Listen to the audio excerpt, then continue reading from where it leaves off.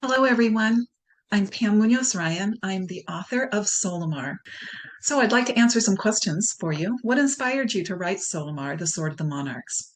I was actually approached by Disney, asked me how I would feel about writing an original Latina princess story.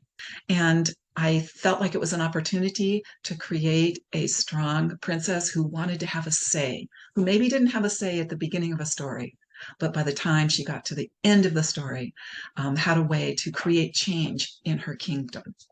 The next question is, why did you select monarch butterflies for the story instead of other endangered insects?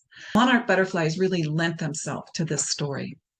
I was searching for sites in Mexico to set the story, and I kept coming across areas um, of the overwintering sites for monarch butterflies. And when I did, it rushed me back to my childhood because when I was a young girl in the San Joaquin Valley of California, my family would drive over to the Central Coast every year to the Pismo area.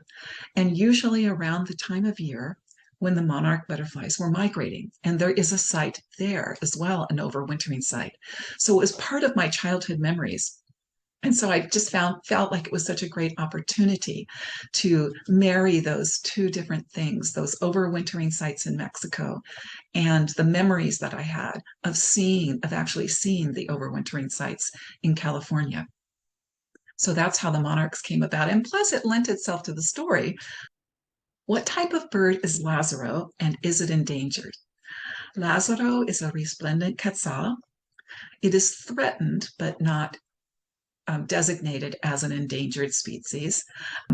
Lazaro, being a resplendent quetzal, is very revered in Mexico and Central America.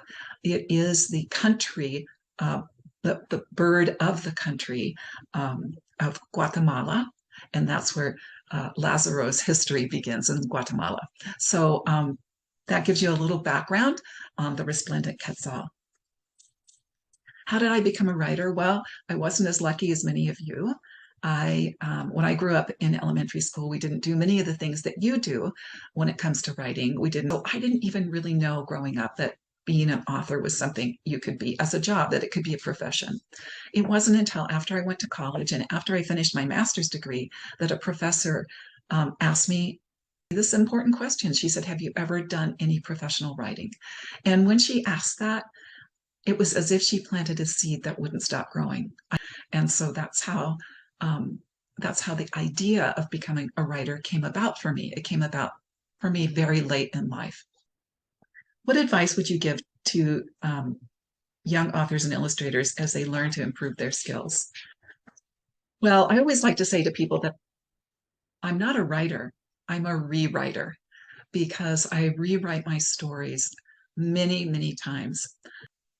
The other thing I would encourage you to do is get involved in all the dramatic arts, plays, uh, writing articles for the school newspaper, a yearbook, music. Music is also really important, I think, to the writing brain because when you're playing music or listening to music, there is still always a story arc. There's always a beginning, a middle, and an end to a song or a piece that you're learning to play.